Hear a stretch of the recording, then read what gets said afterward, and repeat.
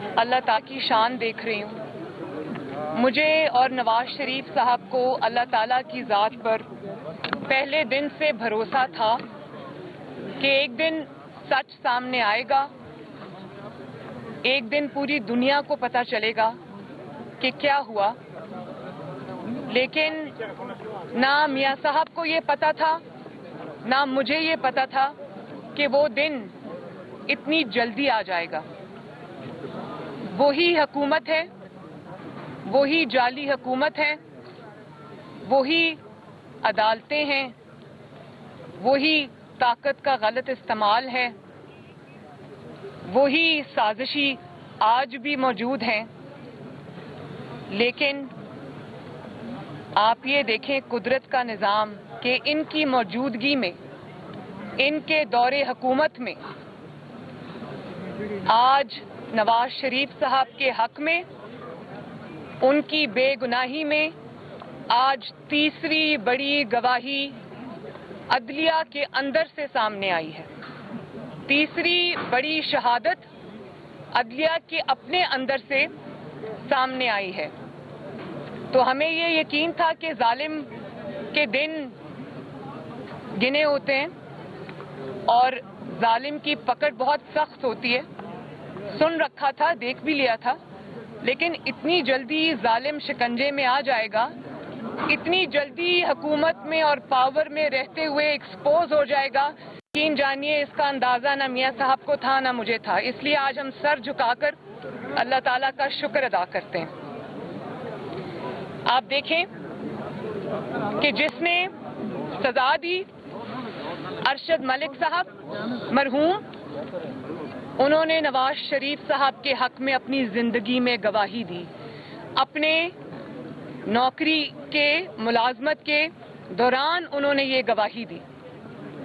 उसके बाद शौकत अजीज सिद्दीकी साहब, जो इस इस्लामाबाद हाई कोर्ट के एक मुअज़्ज़िज़ जज थे, उन्होंने अपनी दौराने मुलाजमत नवाज शरीफ साहब के हक में गवाही दी और कहा कि जिस शख्स ने 2 साल की मेहनत के नतीजे में नवाज शरीफ के मुकदमे और उनके फैसले करवाए, जोर, ताकत, धौंस और धांधली के नतीजे में वो शख्स उनके पास चल कर गया, वो शख्स जो आज पूरी दुनिया में तनकीद का निशाना बना है और उसके पास अपने हक में या अपनी सफाई में कहने के लिए कोई चीज नहीं है, वो शख्स गया शौकत अजीज सिद्दीकी के पास और कहा कि नवाज शरीफ साहब के बेंच में या तो ना बैठना या फिर नवाज शरीफ साहब को बेल नहीं देनी। और अब गिलगित बल्तिस्तान के जो चीफ जज हैं, उनकी ये गवाही आ गई कि साकिब निसार साहब ने, जो उस वक्त चीफ जस्टिस थे पाकिस्तान की हाईएस्ट कोर्ट के, एपेक्स कोर्ट के, सुप्रीम कोर्ट के चीफ जस्टिस थे, उन्होंने उनके सामने फोन पर ये कहा, बल्कि ये गारंटी ली कि नवाज शरीफ साहब को और मरियम नवाज को इलेक्शन से पहले बेल नहीं दी जाएगी। और जब उनसे पूछा गया कि आप ये क्यों कर रहे हैं, तो उन्होंने कहा कि गिलगित बल्तिस्तान और पंजाब के मामलात बहुत फर्क होते हैं। आप ये ऐसे एक्ट करें जैसे आपने ये बात सुनी ही नहीं, सुनी अनसुनी कर दें, यानी कि अपनी मजबूरी का भी इजहार किया और इस बात से इनकार नहीं किया कि मैं तारीख की सबसे बड़ी नाइंसाफी करने जा रहा हूं। लेकिन बजाय इसके कि नवाज शरीफ को इंसाफ मिलता, पहली गवाही पे मिलता, शौकत अजीज सिद्दीकी साहब की गवाही पे उनको इंसाफ मिलता। और शौकत अजीज सिद्दीकी साहब कोई आम शख्स नहीं है, उन्होंने आइन और कानून का हल्फ उठा रखा है। वो इसी इस्लामाबाद हाई कोर्ट के एक मुअज़्ज़ज़ तरीन जज थे।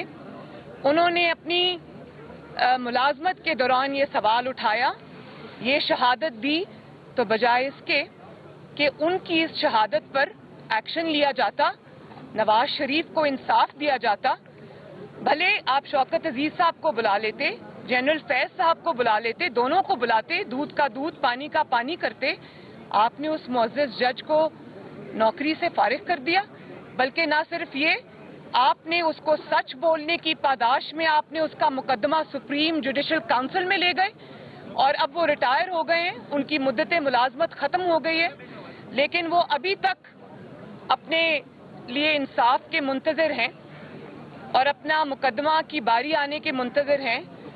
तो जिस मुल्क में जो मुनसिफ हैं वो ही उन्हीं को इंसाफ ना मिले तो आपकी और मेरी इंसाफ की फराहमी तो बहुत दूर का ख्याल है। उसके बाद शहादत आई खुद सजा देने वाले जज की, जिनका नाम अरशद मलिक है, जो अब अल्लाह ताला के पास जा चुके हैं। तो बजाय इसके कि उस पर कोई कार्रवाई की जाती, उनकी जो इल्जामात थे उसकी तहकीकात होती, आपने उन्हीं को नौकरी से बर्खास्त कर दिया और उस मामले को इस तरह दबा दिया जैसे वो कोई मामला ही नहीं था। बजाय इसके कि आप तहकीकात करते कि अरशद मलिक को उसकी वीडियो किसने दिखाई और क्यों ब्लैकमेल किया, एक सिटिंग प्राइम मिनिस्टर को या जिसकी हुकूमत थी उसको सजा देने के लिए, जाली सजा देने के लिए आपने उस जज को कहा कि वो कानून के जो चेहरे पर दाग है, बदनुमा दाग है, तो वो दाग आपने मिटाने की कोशिश नहीं की, बल्कि आपने उस दाग को मजीद गहरा किया और जज को सजा दी, शहादत देने वाले को सजा दी, लेकिन जिसके बारे में उसने शहादत दी थी उसके बारे में आपने कोई एक्शन नहीं लिया। और अब जो गिलगित बल्तिस्तान के चीफ जज साहब हैं, उन्होंने जो इंकशाफात किए हैं उस पे इस्लामाबाद हाई कोर्ट ने तौहीन का नोटिस उनको दिया है, अंसार अब्बासी साहब को, जिन्होंने ये खबर जो है वो अखबार में छापी और जिस मीडिया हाउस ने चलाई, उनको अदालत में बुला लिया गया और उनको सिर्फ एक पैगाम रसां होने का उनको उसकी सजा ये दी गई कि उनके ऊपर तौहीन लगा दी गई और उसका नोटिस जारी कर दिया गया। हालांकि आप उनको भी बुलाते, उनसे सच पूछते, सुनते, लेकिन सबसे पहला नोटिस अगर किसी को जाना चाहिए था तो वो थे एक्स चीफ जस्टिस और तब के sitting chief justice Saqib Nisar साहब। और साकिब निसार साहब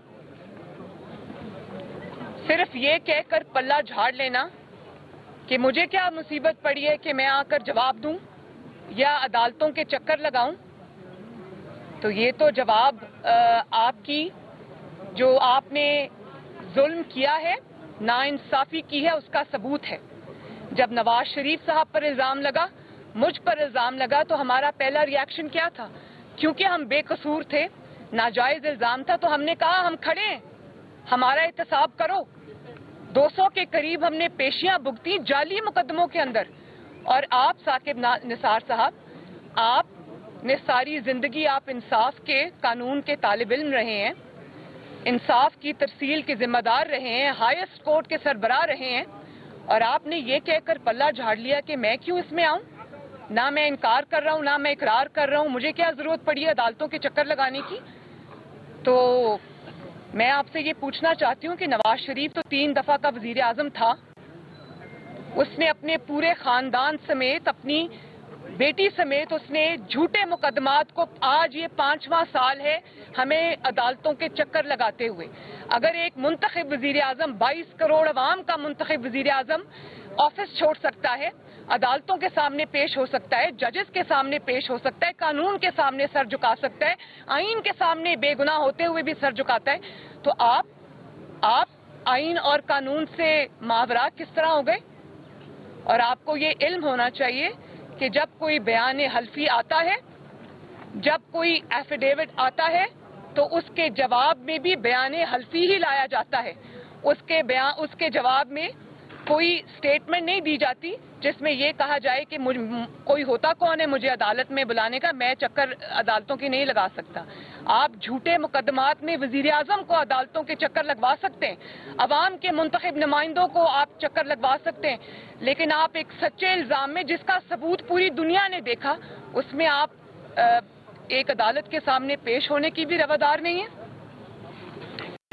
और फिर आप ये देखें कि इंसाफ के मयार आप देखें कि मुशर्रफ को सजाए मौत सुना देने वाली जो अदालत थी या जो फैसला था उसको ओवरटर्न कर दिया जाता है सिर्फ इस बुनियाद पर कि वो खसूसी अदालत जिसने मुशर्रफ जैसे डिक्टेटर को, कौम के मुजरिम को, पाकिस्तान के मुजरिम को, जिसने पाकिस्तान का आइन तोड़ा, उसको जिसने सजाए मौत सुनाई थी, उस सजा को खत्म कर दिया जाता है सिर्फ इस छोटे से उसके ऊपर कि उस खसूसी अदालत की जो मंजूरी थी वो कैबिनेट ने नहीं दी थी।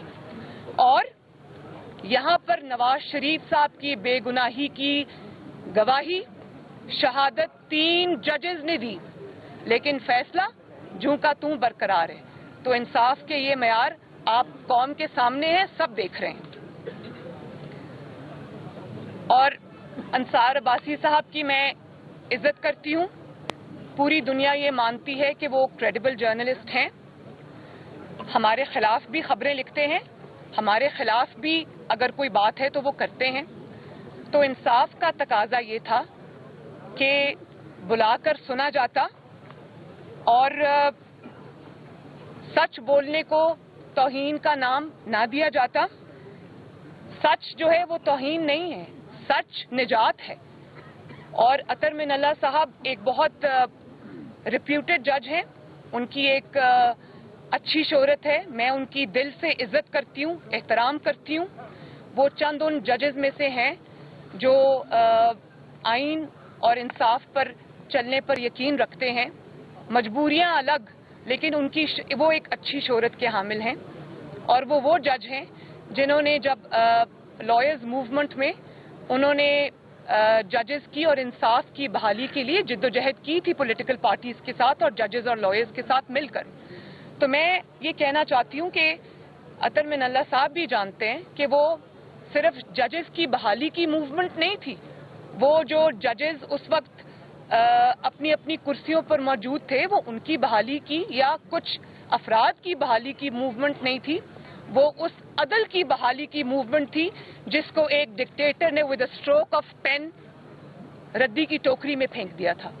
तो अतर मिनल्ला साहब से मैं बिल्कुल ये एक्सपेक्ट करती हूँ कि वो इस मामले में सच को सामने आने देंगे, सच को तौहीन का नाम नहीं देंगे, सच के रास्ते को आसान बनाएंगे, उसके अंदर से जो दुश्वारियां हैं और रुकावटें हैं उनको दूर करेंगे। और अगर आप ये जानना चाहते हैं कि तौहीन अदालत किस चीज़ का नाम है या मुंसिफ की तौहीन किसका नाम है, तो आप अभी 2-3 दिन पहले के हुकूमती एक शख्स के जिसका नाम लेना भी मैं पसंद नहीं करती, उसने ये बात की थी कि उस जज को सामने खड़ा करके जूते मारने चाहिए। इससे बड़ी तौहीन मेरा ख्याल है कि पाकिस्तान की 74 साल की तारीख में कभी पाकिस्तान में ना किसी मुंसिफ की हुई है ना अदलिया की हुई है। और इस तौहीन पे अगर नोटिस नहीं लिया जाता, बाकी जो इतने वाक़यात है तौहीन के उसका अगर नोटिस नहीं लिया जाता तो फिर शकूक व शुबहात उठेंगे और जायज़ होंगे।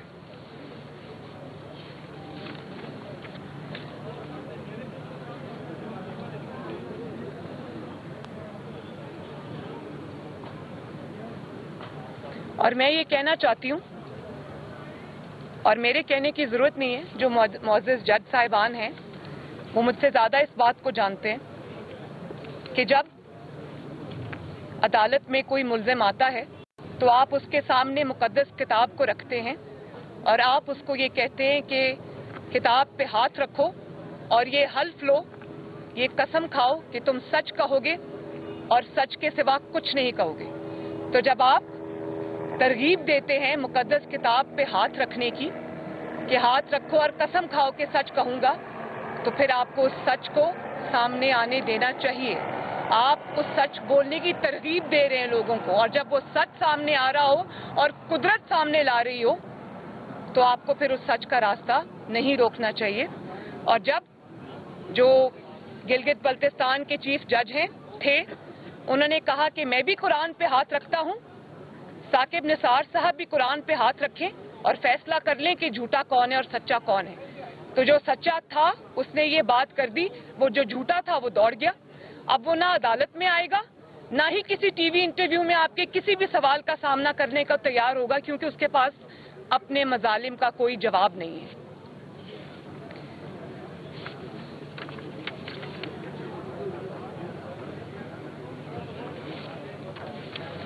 और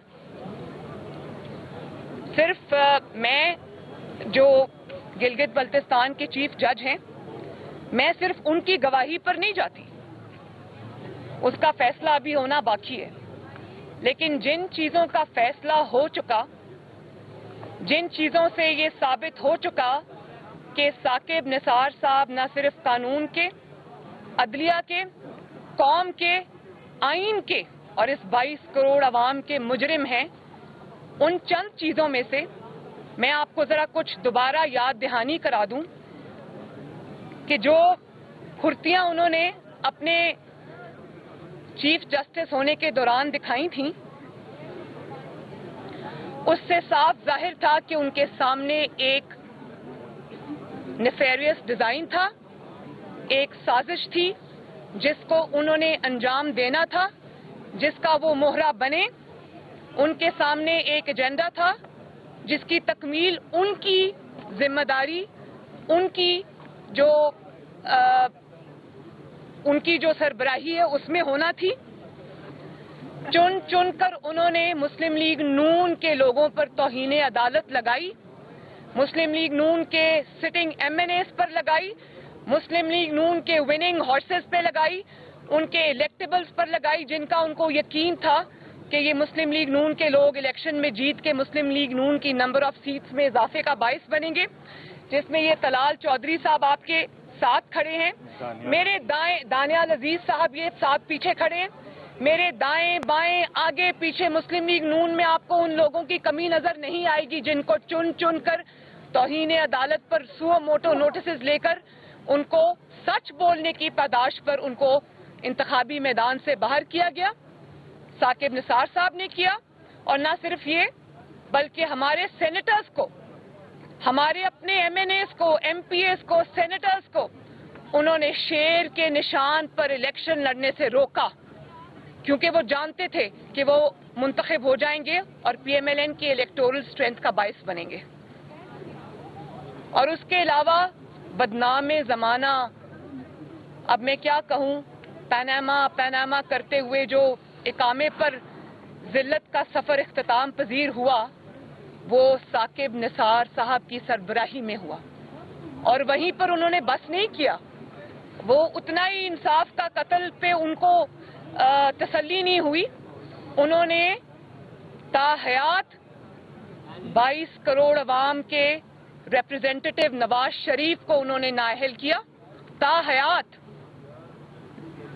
उसकी बेटी को बगैर कोई इलेक्शन लड़े, बगैर कोई सरकारी ओहदा रखे हुए 7 साल सजा दी, नाअहल किया।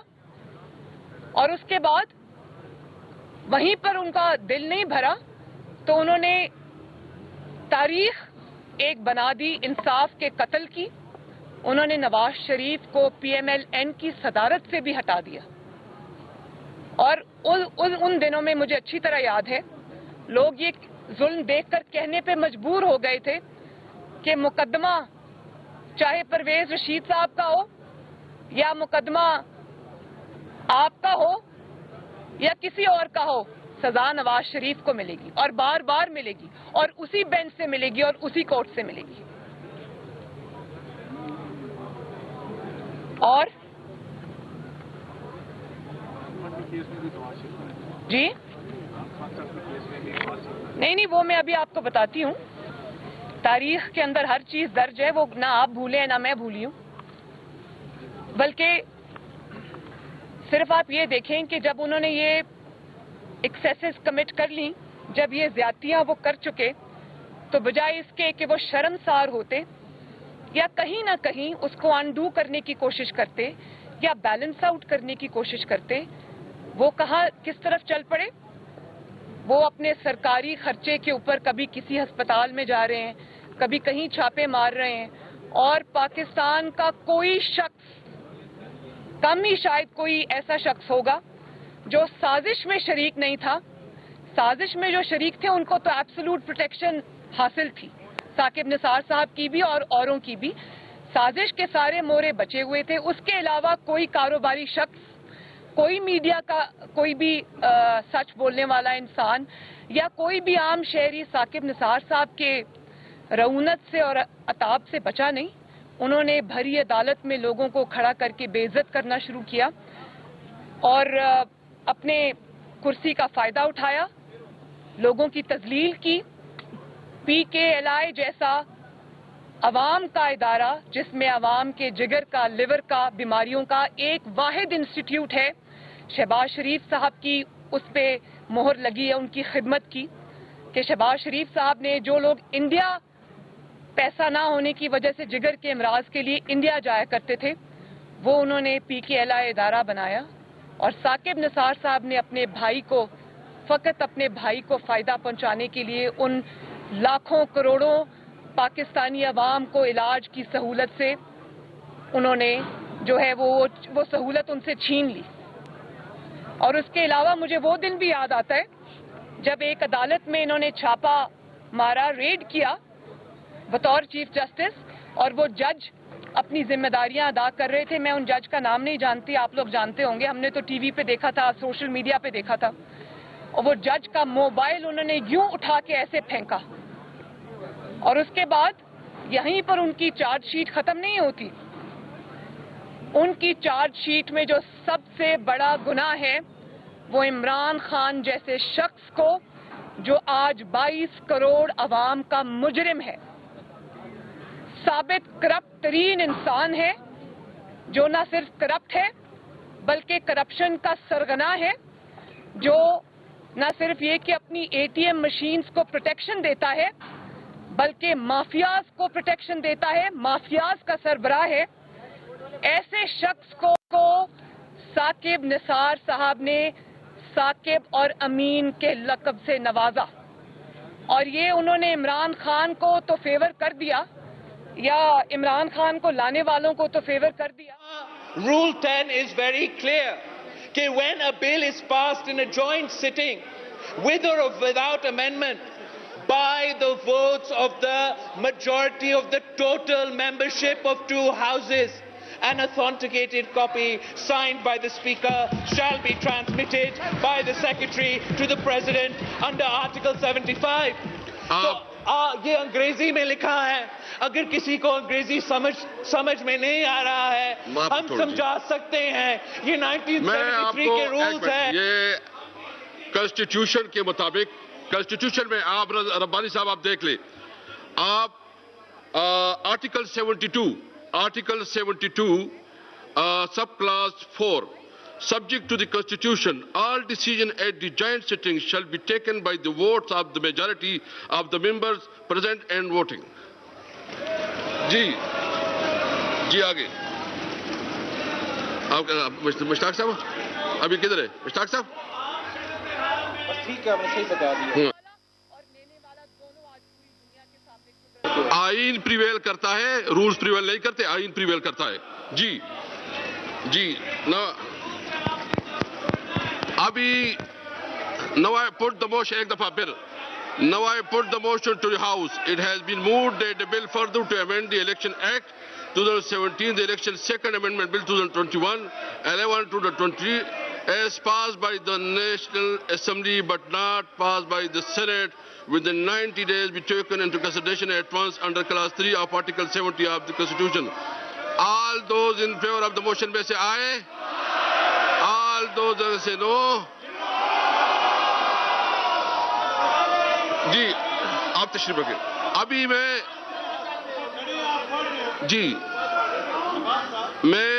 ابھی ایک منٹ. جی تو آئین کا آرٹیکل میں نے آپ کو پڑھا ہے, جو مجھے پتا ہے کہ آرٹیکل آئین کا وہ پریویل کرے گا یا رولز پریویل کریں گے. جوائنٹ سیٹنگ ہے. جی میں ابھی پٹ اپ کرتا ہوں. All those in favour. Now I put the motion. آپ مجھے نو آئی پٹ دا موشن. آپ پڑھ لیں پلیز. یار میں نے ہاؤس میں سسٹم بھی چلانا ہے. بگ چھا ہے یار بس.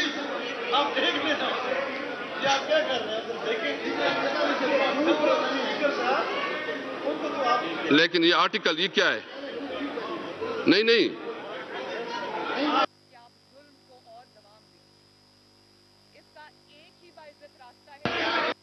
all those who in favor may rise on their seat. آپ جو اس کے حق پہ وہ اپنی سیٹوں پہ کھڑے ہو جائیں. جو آپ اس میں جی میں دے رہا ہوں. 2 گھنٹے. all those in favor of the motion میں سے rise on your seat, اپنی سیٹوں پہ کھڑے ہو جائیں جو اس کے حق میں ہیں.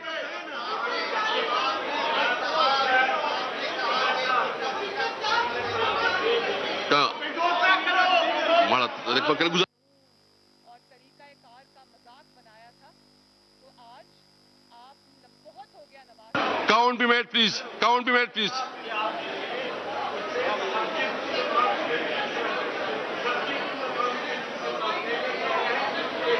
اس کے بعد دیتے ہیں. Count be made please.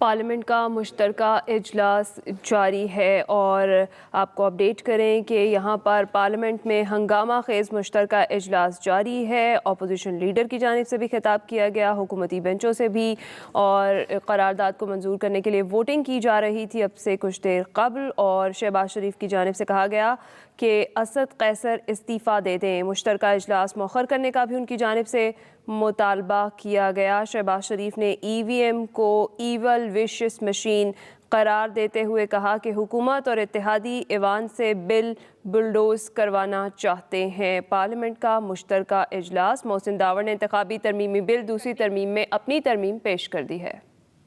کو سامنے رکھ کے کی جا رہی تھی کہ ان کی موجودگی میں جو آئین اور قانون کی تباہی مچا سکتے ہو وہ مچاؤ, لیکن آپ دیکھ لیں ان کے کرسی پہ ہوتے ہوئے بھی, سب طاقت کے موجود ہوتے ہوئے بھی آج ان کی ہر وار ناکام جا رہا ہے, ان کی ہر کوشش جو ہے وہ رائیگاں جا رہی ہے. تو اس میں آنے والوں کے لیے بھی سبق ہیں, جانے والوں کے لیے بھی سبق ہیں. میرے سبق یاد کرانے سے ان کو سبق یاد نہیں ہوگا. جو حالات و واقعات پچھلے 3-4 سال میں اور خصوصاً پچھلے 2 مہینے میں اسٹیبلش ہوئے, تو اگر آپ کو یہ لگتا ہے کہ طاقت کے بلبوتے پر you will get away with it, یہ نہیں ہوگا. تو اسی میں بہت بڑے سبق ہے سیکھنے والوں کے لیے. میڈم کیا کہیں گے, آج جو ہے جوائنٹ سیشن میں بھی جو حکومتی قیادی ہے, خاص طور پی ٹی آئی کے ارکانوں کہتے ہیں آئین ہمیں زبردستی لایا گیا ہے, تو کیا آپ سمجھتی ہیں کہ ہواؤں کا رخ تبدیل ہو گیا؟ آپ نے جب کہا نا حکومتی اتحادی, مجھے لگا آپ نے کہا حکومتی قیدی.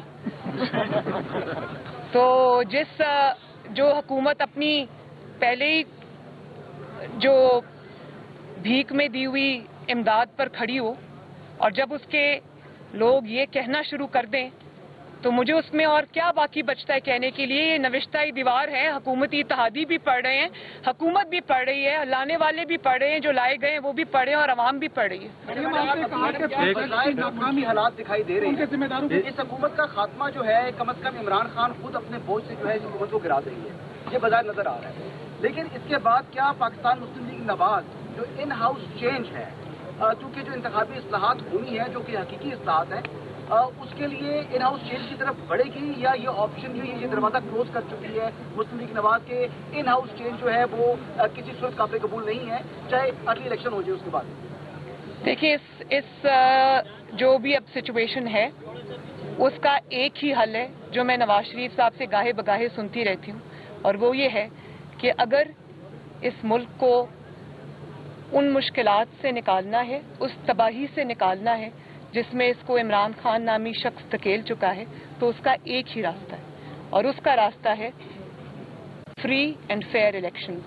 अवाम के रास्ते से हट जाएं, अवाम के सैलाब के आगे बंद ना बांधें, इससे आपको बहुत सख्त नुकसान होगा, नाकाबिले तलाफी नुकसान होगा। फ्री एंड फेयर इलेक्शंस होने दें, अवाम को उनके नुमाइंदे चुनने दें। इन हाउस चेंज तो उससे कबल 2023 में इन हाउस चेंज तो जिनकी वजह से होता है, जिनकी मदद से होता है, हम उनकी मदद नहीं लेना चाहते। हम सिर्फ अवाम के को देख रहे हैं, उन्हीं पर अल्लाह ताला के बाद अल्लाह ताला की मखलूक पर अपना फैसला छोड़े हुए, और हम चाहते हैं कि अगली हुकूमत का फैसला पाकिस्तान की आवाम करे। अगर जो अंडू हो जाए तो आपके मामला हल हो जाएंगे? सिर्फ अंडू और उनको सजाएं नहीं होनी चाहिए जिनका प्रोजेक्ट नाकाम हुआ है बकौल आपके? सजाओं का आगाज तो हो गया है और वो कुदरत की तरफ से हुआ है। सजा जो है वो सिर्फ जेल में बंद होने को सजा नहीं कहते। जब एक बेगुनाह, मैं तो अच्छी तरह ये बात जानती हूँ, जब एक बेगुनाह जेल में जाता है तो वो उसको ये नहीं कहता कि मुझे सजा हुई है, वो तो बड़ी हौसले से उसको काटता है कि ये तो मेरे रास्ते की एक ऐसी एक कांटा था जिसको मुझे चुनना ही था, क्योंकि हक के रास्ते में मुश्किलात आती हैं। सिर्फ जेल सजा नहीं होती।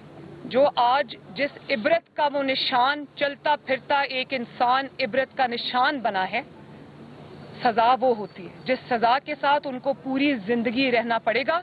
वो जहां जाएंगे उनको इन्हीं इल्काबात से लोग नवाजेंगे। जेल तो 3 साल, 6 साल, 8 साल, 10 साल, 2 साल, 1 साल में खत्म हो जाती है। ये वो सजाएं उनके माथे पर कुदरत ने लिख दी है जिनसे वो पीछा कभी नहीं छुड़ा सकते। मेरी नजर में इससे बड़ी सजा कोई नहीं है। जज के एफिडेविट को क्या आपकी लीगल टीम अदालत में लेकर आएगी और जुडिशियल रिकॉर्ड का हिस्सा बनवाएगी? देखें, एक सेकेंड, हाईकोर्ट के जज का नाम भी आया, तो क्या ये केस हाईकोर्ट? मैं अभी अपनी लीगल टीम के साथ बैठूंगी और हम इस चीज़ को वे करेंगे, और ये मेरी लीगल ऑप्शंस अभी खुली हैं। मैं इसको अभी डिस्कस भी कर रही हूँ, और थोड़ा टाइम आज नैब ने खुद ही मांग लिया है।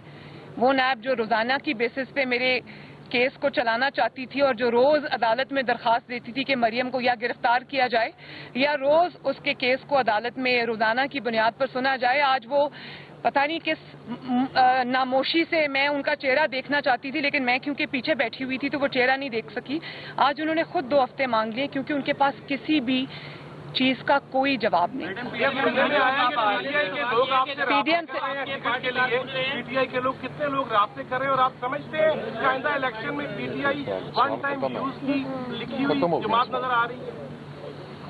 पीटीआई जिस तरह वजूद में आई थी उसी तरह वो अपने इख्तिताम को पहुंच चुकी है। उसकी इतनी ही जिंदगी थी। वो पहले दिन से वेंटिलेटर पे थी, पहले दिन से वो ऑक्सीजन पे थी, और उसकी इतनी ही जिंदगी थी। मुझे लगता है कि आजमाइश तो इंसान पे आ जाती है, हम पर भी आई, मियां साहब पर भी आई, पाकिस्तान मुस्लिम लीग नून पर भी आई, और पाकिस्तान के अवाम पर सबसे बड़ी मुश्किल आई वो ये कि देखें, पाकिस्तान शायद वो दुनिया का वाहिद मुल्क है जहां सुबह महंगाई कुछ और होती है, दोपहर को कुछ और होती है, रात को कुछ और होती है, जहां महीनों के हिसाब से नहीं, सालों के हिसाब से नहीं, घंटों के हिसाब से नहीं, मिनटों के हिसाब से जो है वो महंगाई होती है। और आज हम ये सुनते हैं कि 3 दफा गैस मिलेगी दिन में, जैसे वो 1-1 किलो या 2-2 किलो चीनी के थैले पाकिस्तान के अवाम को भीख की तरह थमाए जाते थे अंगूठे पे निशान लगाकर। आज उसी तरह सुबह नाश्ता आपको अगर आपने पहले करना है या बाद में करना है और गैस का वक्त खत्म हो गया तो वो वक्त का तयन कि आप कब नाश्ता करेंगे, कब आप तहज्जुद के लिए उठेंगे, कब तहज्जुद का वक्त शुरू होगा, कब आप गर्म पानी से वजू कर सकते हैं, कब आपको गैस मिलेगी, कब आप दोपहर का खाना खाएंगे, कब आप रात का खाना खाएंगे, ये इमरान खान तय करेगा, जिसके घर में बनी गाला में और प्राइम मिनिस्टर हाउस में बिला तातुल 24 घंटे गैस आती है। جس کے کچن کا خرچہ یا حکومت پاکستان دیتی ہے یا پاکستان کے عوام دیتے ہیں. اس کو کیا لگے چینی کی قیمتوں سے، ڈیزل کی قیمتوں سے، فراٹے بھرتی ہوئی 10 مرسیڈیزز کی جو اس کا کانوائے جاتا ہے، اس کو کیا پتا کہ پیٹرول کتنے روپے لیٹر ملتا ہے، ڈیزل کی کیا پرائس ہے، بجلی کی کیا قیمتیں ہیں، گیس کی کیا قیمتیں ہیں. یہ تو پاکستان کے عوام جانے بیچارے جو یہ عذاب پورا دن اور پوری رات بھگتتے ہیں. میڈم یہ بھی نہیں ہے کہ رانا شمیم صاحب جو ہے وہ لندن میں ملاقاتیں بھی کرتے تھے نواز شریف صاحب سے اور آپ کی پارٹی کے سن بھی رہے ہیں، تو اس کے بعد ان کی کیا کریڈیبلٹی ہے؟ جو ایفیڈیوٹ کے حوالے سے یہ ہے کہ جس نوٹی پبلک سے آپ نے اس کو ٹیسٹ کروایا آپ نے بھی یوز کیا تھا، حالانکہ وہاں پہ 3 جگہ سے زیادہ ایسے نوٹی پبلک وکلا تھے جن سے اٹیسٹ کروایا جا سکتا ہے. سب سے پہلے تو جو یو کے جتنے بھی یہ ادارے ہیں وہ کریڈیبل ہیں، ان کے اوپر آپ سوال نہیں اٹھا سکتے. نواز شریف صاحب پاکستان کے 3 دفعہ پرائم منسٹر رہے ہیں، وہ لوگوں کو جانتے بھی ہیں، لوگ ان کو جانتے ہیں. تو یہ کہنا کہ وہ کسی فلاں شخص کو جانتے تھے اور رابطہ کیا تھا، رابطہ تو ارشد ملک صاحب نے بھی کیا تھا. جب انسان کو اللہ تعالیٰ نے سرخرو کرنا ہوتا ہے تو رابطے بھی ہو جاتے ہیں سب. تو وہ پرائم منسٹر رہے، سب ان کو جانتے ہیں، ایسا نہیں کہ وہ کوئی ان نون شخص ہے جس کو کوئی جانتا نہیں ہے. اور جب تک آپ نے نوٹری پبلک کی بات کی تو وہی یہ ادارہ ہے جہاں سے حکومت پاکستان بھی اپنے پیپرز اٹیسٹ کراتی رہی ہے. تو جس کی کریڈیبلٹی یہ ہو کہ دنیا میں کسی کورٹ آف لا میں اس بات کو ڈسپیوٹ نہیں کیا جا سکتا، ان کی اسٹیمپ کو کوشچن نہیں کیا جا سکتا، وہ چاہے اے سے ہو، بی سے ہو، سی سے ہو، اس بات کا کوئی نہ اسٹینڈنگ ہے نہ اس بات میں کوئی سبسٹنس ہے. افراد کے حوالے سے بڑا معاملہ سنگین ہوتا جا رہا ہے. لاپتہ صحافی مجسد دارو 3 سال اس کو ہو گئے، ان کی فیملی